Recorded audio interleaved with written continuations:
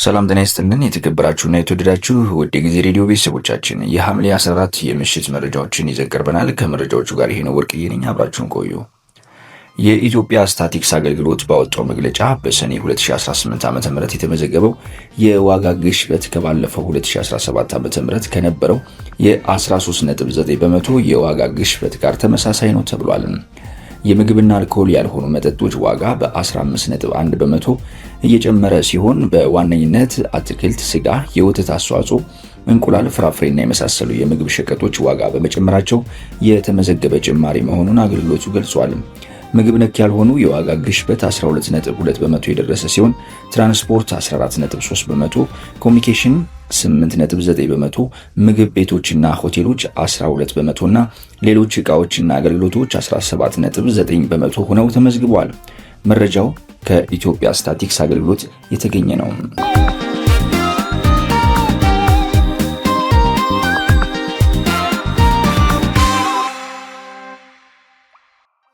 ፌዴራል ፖሊስ 60 ስደተኞችን ለሞት ዳርገዋል የተባሉ 17 ህገወጥ የሰዎች ዝውውር ተጠርጣሪዎች መያዛቸውን አስታወቀ። የኢትዮጵያ ፌዴራል ፖሊስ ከ60 በላይ ለሚሆኑ ስደተኞች ሞትና ለበርካታ ሴቶች መደፈር ተጠያቂ ናቸው የተባሉ 17 አደገኛ የሰው አዘዋዋሪዎች በቁጥጥር ስር መዋላቸውን አስታውቋል። የመን ውስጥ ኢትዮጵያን ስደተኞች ላይ ከፍተኛ የኢሰብአዊ ድርጊቶችን ይፈጽሙ ነበር የተባሉት እኒህ ተጠርጣሪዎች ከተጎጂዎች ከ1 ቢሊዮን ብር በላይ መሰብሰባቸውም ተገልጿል። ፌዴራል ፖሊስ ዛሬ ማክሰኞ ሐምሌ 14 2018 ዓ.ም ባወጣው መግለጫ እንዳስታወቀው ይህ የሰዎች አዘዋዋሪ ቡድን የሚመራው መሐመድ ጣሂር አደን ወይም ወርዲ በተባለ ግለሰብ ነው። የዚህን ተጠርጣሪ ጨምሮ በቁጥጥር ስር የዋሉት 17 ወንዶች ፎቶግራፍም ይፋ ተደርጓል። ግለሰቦቹ በቁጥጥር ስር የዋሉት ከፍትህ ሚኒስቴር፣ ከብሔራዊ መረጃና ደህንነት አገልግሎት እንዲሁም ከሌሎች ባለድርሻ አካላት ጋር በተደረገ ጠንካራ ክትትልና ምርመራ እንደሆነ ተገልጿል። የፌዴራል ፖሊስ መግለጫ ግለሰቦቹ መቼና የት በቁጥጥር ስር እንደዋሉ አልተጠቀሰም። ተጠርጣሪዎቹ በቁጥጥር ስር ከዋሉ በኋላ በሰውና በሰነድ ማስረጃ የተደገፈ የምርመራ መዝገብ ተደራጅቶ ለፍትህ ሚኒስቴር መተላለፉን አስታውቋል። ቢቢሲ በቁጥጥር ስር ውለዋል የተባሉ ተጠርጣሪዎች መቼና የት እንደተያዙ ዝርዝር መረጃ ለማግኘት ለፌዴራል ፖሊስ የህዝብ ግንኙነት ጥያቄ አቅርቦ ወዲያውኑ መልስ አላገኘም። ዘገባው የቢቢሲ ነው።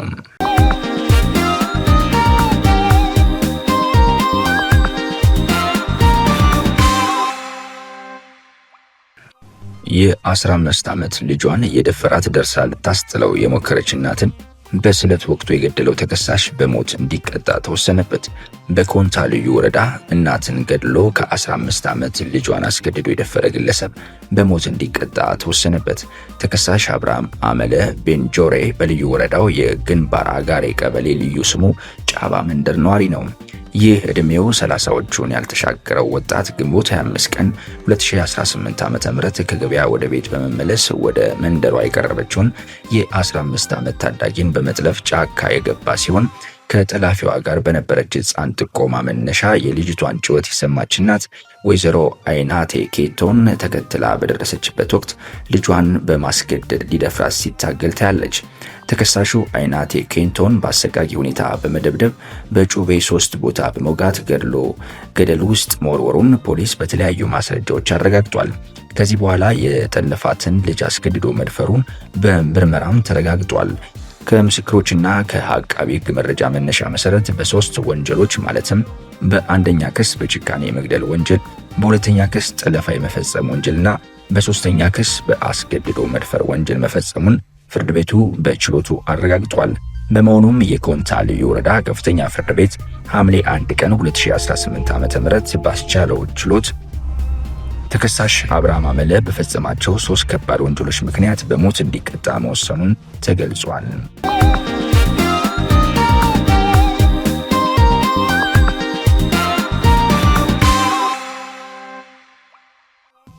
አሁን ደግሞ መጨረሻ ወዳደረግነው የውጭ ምንጭ መረጃዎች እናልፋለን። በባብ አልማደብ ላይ የተጋረጠው ስጋት ለዓለም ገበያ ወሳኝ የሆነውን የሳውዲ ነዳጅ ማጓጓዣ መስመር ሊቋረጥ ይችላል ተባለ። ባብ አልማደብን በቦምብ ጥቃት ለመክፈት የሚደረግ ሙከራ በየመን ሁቲዎችና በሳውዲ አረቢያ መካከል እየተባባሰ የመጣውን ግጭት የመፍታት እድል እንደሌለው አንድ ተንታኝ ገለጹ። ባብ አልማደብን በቦምብ ጥቃት ከፍቶ ማለፍ ይቻላል ካላችሁኝ አይመስለኝም። ይህን ማድረግ ቢቻል ኑሮ በአሁኑ ወቅት በሆርሙዝ ሰርጥ ላይ የምናየው አይነት ውጥረት ባልተፈጠረ ነበር ብሏል። በተለይም ደግሞ ከሆርሙዝ ሊቅ እጅግ አደገኛ በሆነውና ደህንነቱ ባልተጠበቀው ባብ አል ማደብ ላይ እንዲህ አይነት ሁኔታ ባልተፈጠረ ነበረ ሲሉ የሮያል ዩናይትድ ሰርቪስ ኢንስቲትዩት ከፍተኛ ተመራማሪ ሚካኤል ስቴፈንስ ተናግረዋል። ሁቲዎች በባብ አል ማደብ በኩል የሚደረገው እንቅስቃሴ ለማገድ ያወጡት መግለጫ ተግባራዊ ከሆነ ሳውዲ አረቢያ በያንቡ ተርሚናል በኩል ለዓለም ገበያ የምታቀርበውን ነዳጅ የሚያጓጉዘው የምስራቅ ምዕራብ መስመር ይቋረጣል። ከዓለም ትላልቅ የነዳጅ አምራች ሀገራት አንዷ ከሆነችው ከሳውዲ አረቢያ ነዳጅ የሚያስፈልጋቸው የምዕራቡ ዓለምና የኢሲያ ሀገራት ተጨማሪ ጫና ያሳድራልም ተብሎ ይጠበቃል። ዶናልድ ትራምፕ የነዳጅ ዋጋ በበርሜል ወደ $7 እንዲወርድ ቢፈልጉም ያ የሚሆን ነገር አይደለም ሲሉ ስቴፈንስ ለአልጀዚራ ተናግረዋል። በየካቲት ወር አሜሪካና እስራኤል በኢራን ላይ ጦርነት ከጀመሩበት ጊዜ አንስቶ በርካታ ሀገራት የነዳጅ ክምችታቸውን በከፍተኛ ሁኔታ ስለተጠቀሙበት ተጨማሪ የኢኮኖሚ ችግሮች ሊከሰቱ እንደሚችሉ ስቴፈንስ ገልጸዋል።